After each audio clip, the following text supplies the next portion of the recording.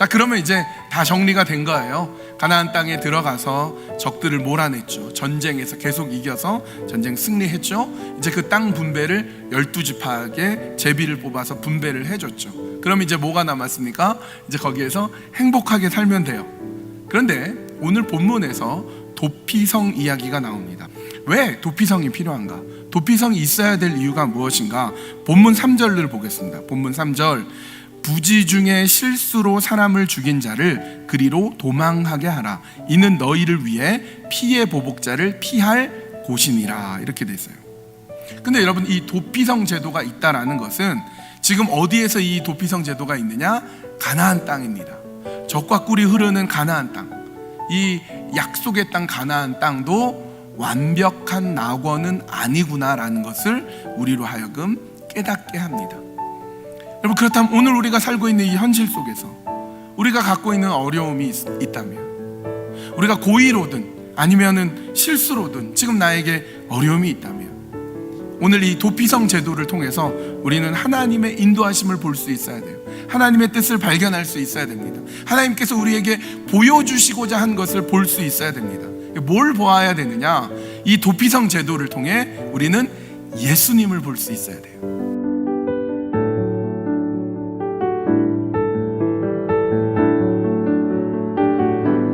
여러분, 도피성으로 가면 살 수 있는 것처럼 예수님께 가면 살 수 있습니다. 한번 따라해 볼까요? 예수님께 가면 살 수 있다.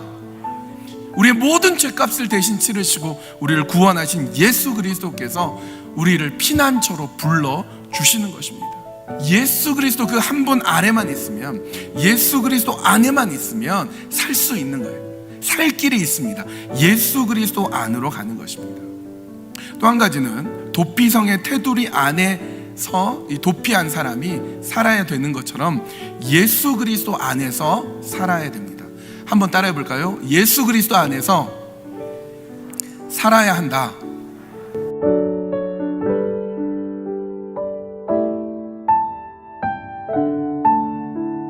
여러분, 우리가 예수님께로 가면 살 수가 있어요.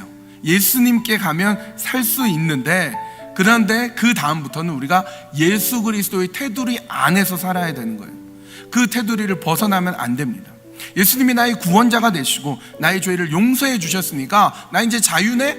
내 마음대로 해야지. 다시 죄에 빠지고 다시 내가 내 삶의 주인이 되고 다시 죄를 저지르면 안 되는 거예요. 우린 반드시 예수님 안에서 살아야 되는 것입니다.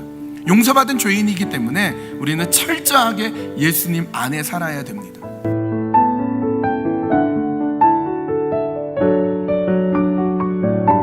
오늘날에도 도피성의 역할을 하는 곳이 있습니다.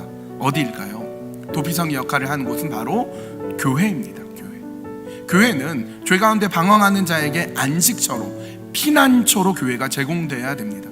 그래서 누구든지 교회에 오는 사람들은 자신의 죄를 고백하여 하나님 앞에 용서를 받고 삶에 대한 새로운 방향을 제시받고, 그리고 교회 공동체 안에서 사랑으로 서로 섬기고 나눌 수 있도록 해야 됩니다.